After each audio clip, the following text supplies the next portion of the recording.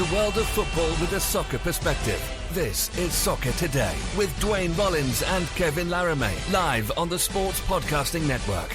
Good day, good night, and welcome to Soccer Today for Tuesday, September 10th, 2019. Tonight, Canada travels to the Cayman Islands to face Cuba for the second time in 4 days. And to celebrate this beautiful end of the international break, we're having a Canadian men's national team roundtable today. Joining us, James Grossi, freelance writer, also writes for Canadian Premier League.ca, and Rudi Schuller of the Sporting News. Good morning, James and Rudi. Good morning. Hello. And to start the show today, of course, Duane is there as well. Let's start by asking just one quick question to both Rudi and James. It's a bit just to get our feet wet. How does it feel to see Canada score 6 goals and win 6-0 in the game? I'll start with you, Rudi. It feels good. As someone watching Canada for his entire life, it's taken a bit of getting used to seeing Canada put these quote-unquote CONCACAF minnows away in the way that they should.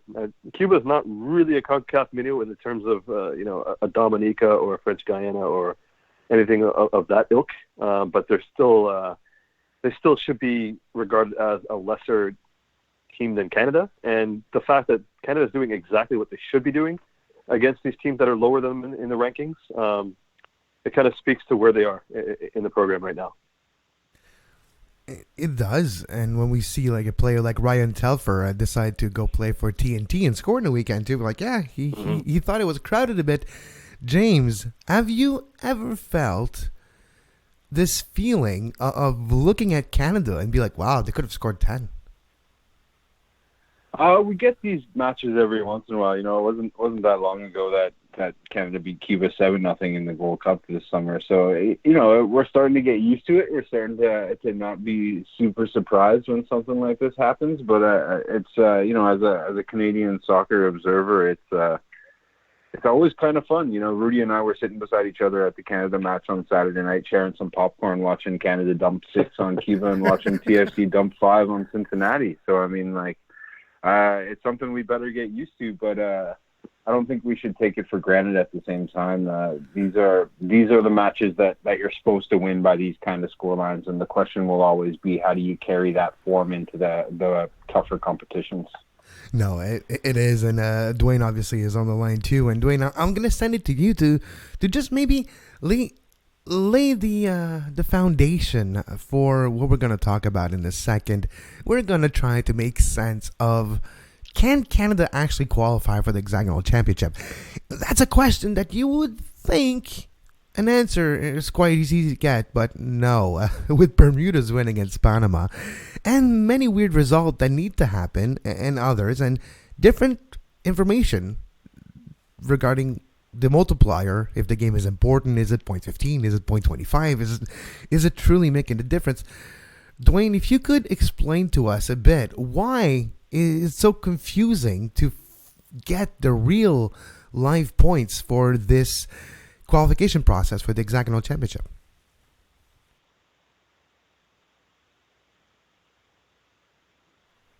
Duane will be joining us. He's still trying to figure it all out. Maybe that's what it is. Yeah. I imagine he's lost in the numbers, man.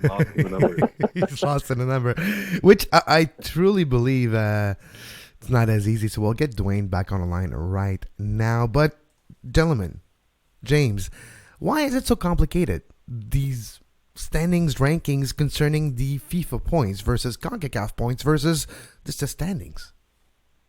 I think the confusion that we're all sort of having right now is that, the FIFA rankings, the CONCACAF rankings are something that, they're always in the back of the mind. We always sort of look at the rankings and refer to them when we're talking about the caliber of an opposition or where a team stands. But the two recent changes have sort of been the added importance in terms of how that ranking applies to where you are going to fit. Like, it used to be that you earned your way into the Hex by winning a group stage, and now the fact that it's being determined sheerly by the numbers is a bit of a curveball to how things were normally decided on the pitch in a specific match, as opposed to based on past results and based on picking up points. And then add to that this whole Nations League thing is we're still in our first sort of go around in terms of having these Nation League things. We haven't even gotten this proper one. Well, the proper one here in CONCACAF just got underway here, and we had the qualification process before. And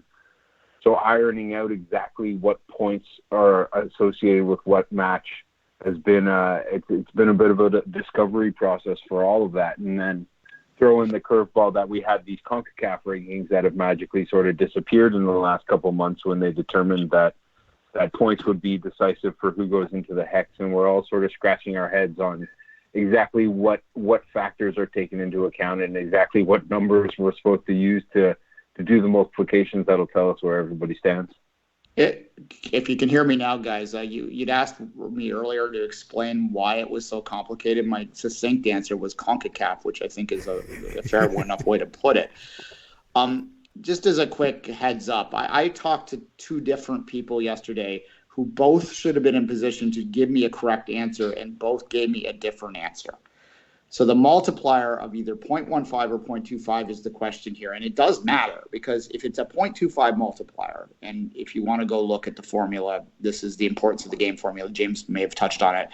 If it's a 0.25 formula, you lose points too. So Panama would have lost considerable more points by losing to Bermuda. If it's a 0.15, they're actually still ahead of Canada in the rankings. And all of this is a ridiculous sort of exercise that could really be solved simply by having a competitive format, which actually has games and the results go on 4 a day. And you can do that and still make the Nations League matter. As I explained before, really simply off the top of my head, 4 groups in Group A, winners go to the hex. There's 4 second-place finishers. They play off to create 2 more.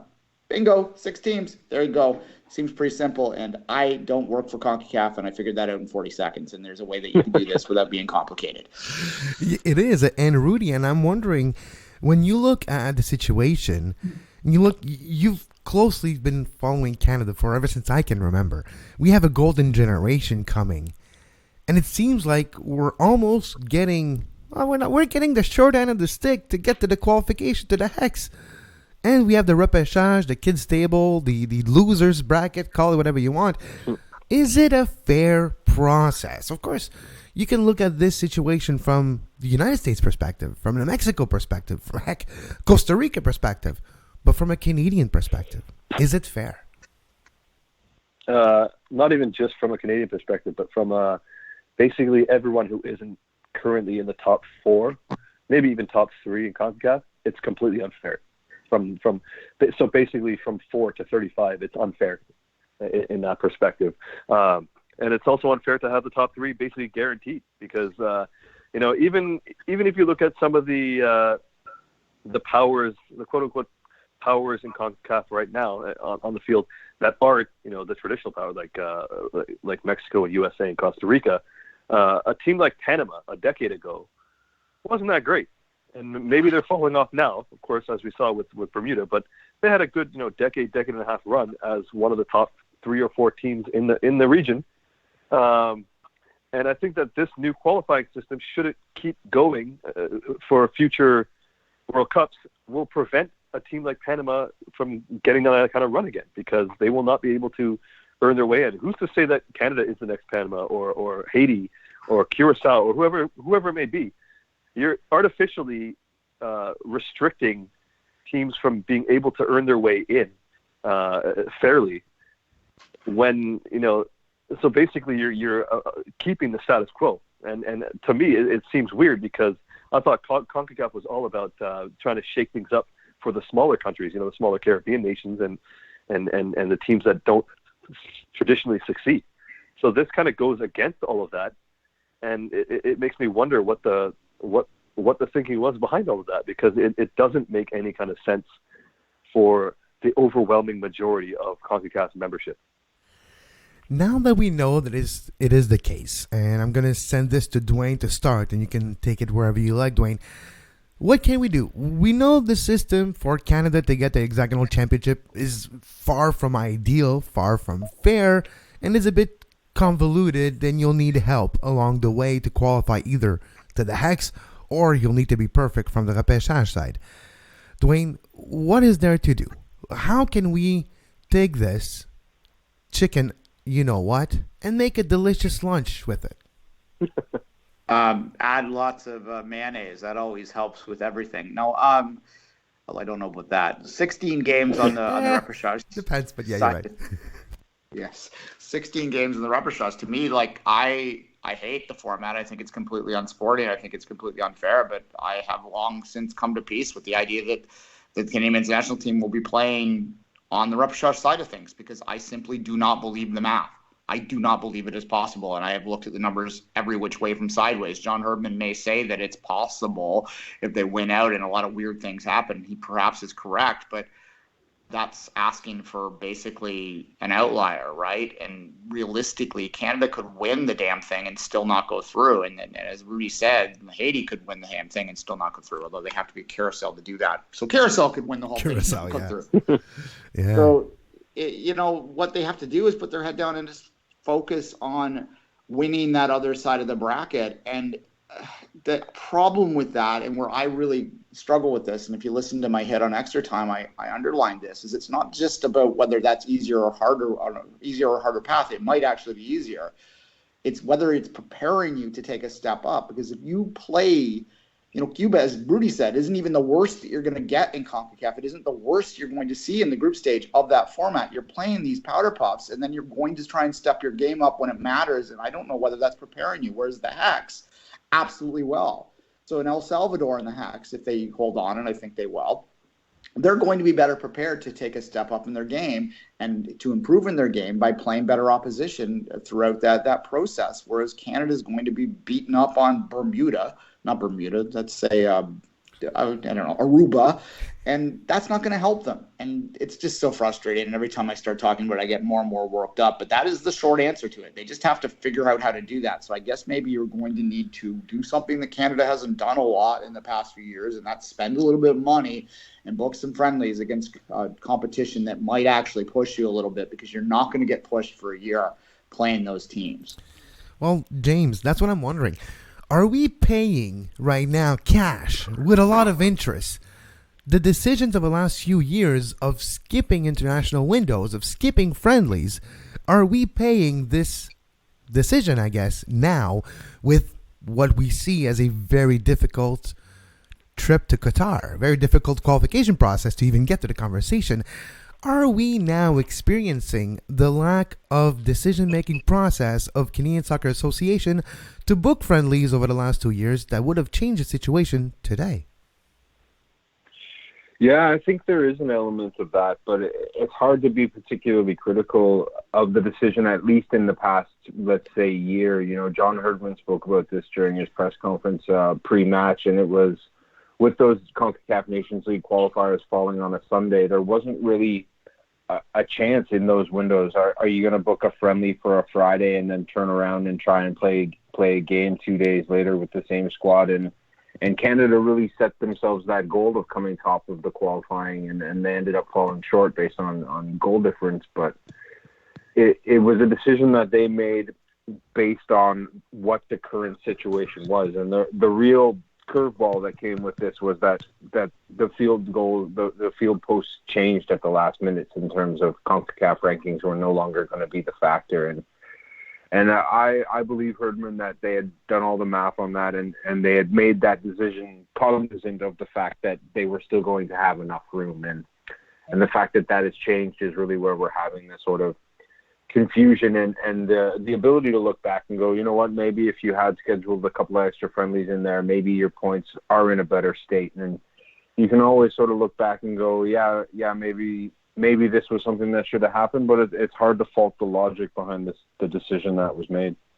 Now, I want to send it to Rudi. And Rudi, we have seen John Herdman now for a little bit over a year taking charge of the Canadian men's national team, bringing a lot of new young players. We've seen exciting games and exciting results since the beginning of the John Herdman era.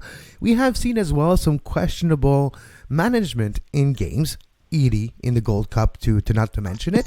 But when you look at the game against Cuba tonight, but maybe more importantly, the upcoming games versus the United States, how important is it for his tenure, for the confidence and the relationship that John Herdman is building with his team? How important are the 3 remaining games in the Nations League versus the the rest of his tenure for the cycle?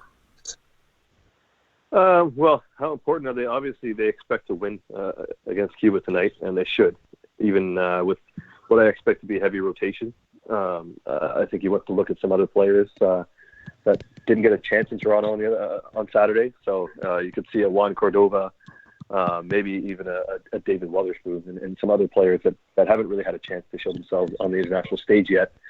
Against the U.S., I know a lot of Canadian fans are very excited for their team, just based on, the youngsters, of course, Jonathan David, Alphonso Davies, Liam Miller, and the rest. There's a lot of exciting attacking potential, and not even potential. A lot of it's already realized through Jonathan David and Alphonso Davies, and not as young Lucas Cavallini and others, but. It's got to be a little bit realistic here. Yes, the U.S. is very down compared to what they usually are. Greg Berhalter is taking his time with very experimental lineups, which he has the right to do right now, how early they are in the cycle. But the U.S., for me, is still better than Canada. Obviously has much more depth than Canada, can match Canada for best 11, can absolutely destroy Canada in terms of defensive personnel. So there's no actual reason to expect a positive result against the U.S. There's definitely reason for hope, just based on how they're playing right now, and they're trying to figure things out. And Canada's full of confidence, and they'll be playing at home. I think, especially in the Toronto game, there's reason to expect a good performance. Maybe not a result, but I think that the best hope for a result is in the Toronto game.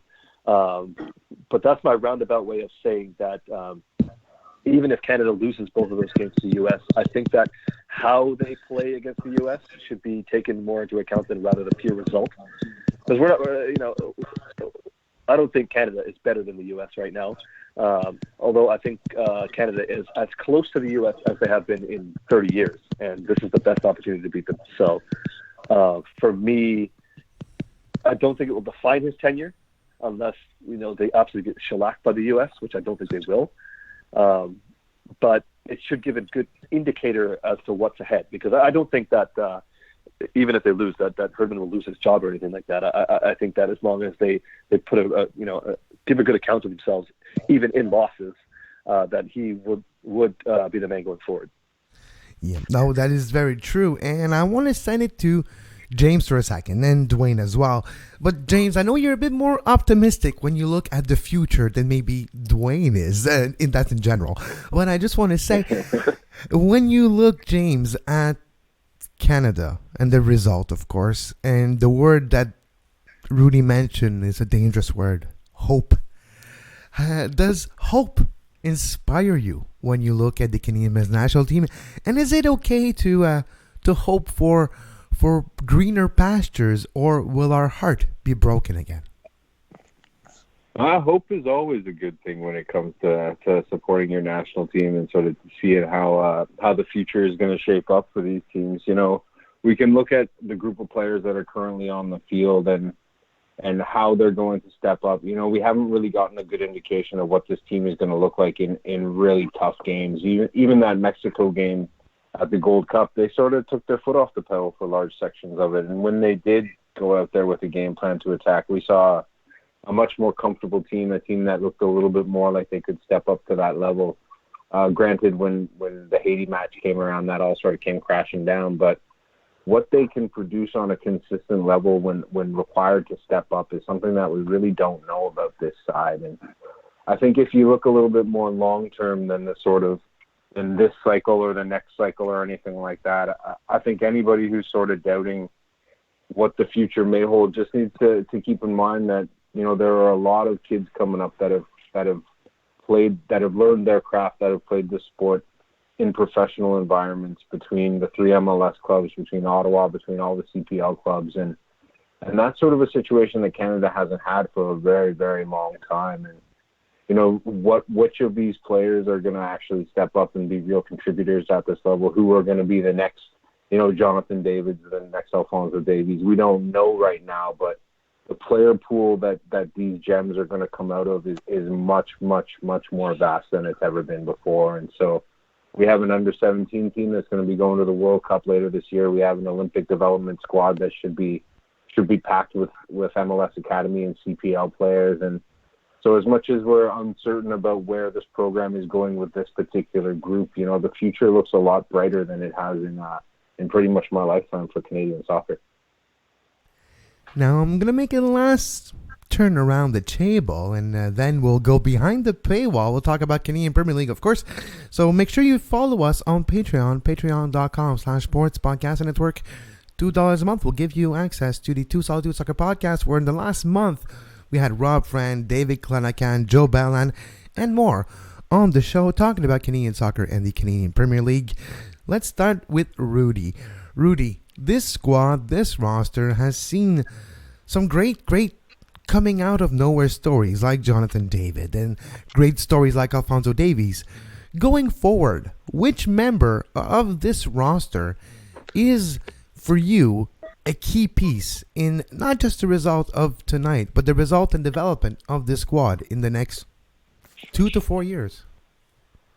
I'd say Mark-Anthony Kaye. He another one who kind of came out of nowhere. It's a little bit of a later bloomer than those guys you mentioned. But you know, he was pretty much done when he left TFC 2. He was playing as a left back. If I remember correctly, he actually played in the Pan Am Games. He had a lot of high kind of praise for him, but for reasons that he's mentioned before and he's gotten into, it didn't work out for him at TFC 2. He didn't get a first team contract. Again, he was playing as a left back, so maybe that was some of it. Then he went over and, you know, he kind of put his head down and he worked his way through the USL system in Louisville. And then he got a call up by Octavio Zambrano and kind of had his breaking out in the 2017 Gold Cup, and that led to him going to LAFC, where now he is one of their key members. Of course, Carlos Vela is the man there, and Diego Rossi as well. But I'd say next in line is probably Mark-Anthony Kaye. He might be their third most important player on arguably the best MLS team of all time. So, you know, to see him come out of his, not out of his shell, but kind of bloom into this player that nobody really saw, you know, especially in central midfield. He plays that box-to-box role with perfection. He can defend well. He's got the athleticism. He's got vision for passing. He was the one who sent that nice long ball for Jonathan David to make that absurd flick to himself on that goal. He did a couple of those passes on Saturday night. This is a guy who we're seeing blossoming before our eyes a little bit later than some of the other players, and I think that he's going to be key for Canada for the next 8 years, I'd say, and in a very key position in central midfield. So to me, that's the guy to watch, other than the obvious ones. Yeah, no, other than Davies. But now sending to you, James. Similar question, but just with a little tweak. Defenders. We need defenders. Which defender do we have that is going to be the most important in the next few years? And how do we create a bigger defender pool? That is a tough question, man. I was all ready to talk about Jonathan David, and you throw me a curveball like this. Okay, talk about Jonathan David and then answer the curveball. That's okay with me. No, I'll dive right into the curveball, and then I'll throw some praise David's way.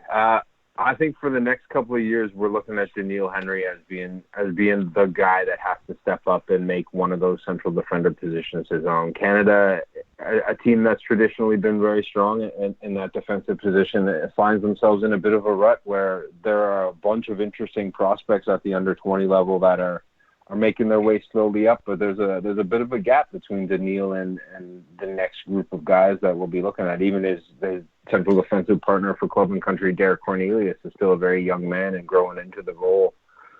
So when we're looking at these next 3 or 4 years, Canada needs somebody to step up. Steven Vittoria is a player that we've all sort of kept an eye on for a long time, and he's doing very well for himself right now. But Canada needs a leader. They need a leader both on the field and off the field. And you know, Daniil's a guy that came up here in Toronto at TFC and sort of was viewed as a huge prospect and worked his way over to West Ham, though due to injuries and just the general sort of rockiness that a professional career can have, it never quite worked out for him. And he's a player that had all those tools, and sort of, I think a lot of us forgot that in the years that he sort of went off the radar and struggled with those injuries and was in and out of lineups and teams and clubs and on loan everywhere. And if we can see him, I spoke to him on Thursday before the match, and he struck me as an altogether more mature, more confident, more relaxed individual. And he's still at a young age where he's seen enough football, and for a center back, he might just sort of be reaching that prime where you've seen the game, you know how to handle things. And for Canada to really make some steps forward in the next little while, somebody is going to have to be the voice there in that part of the pitch. And Daniil's as good a candidate as any I can think of right now.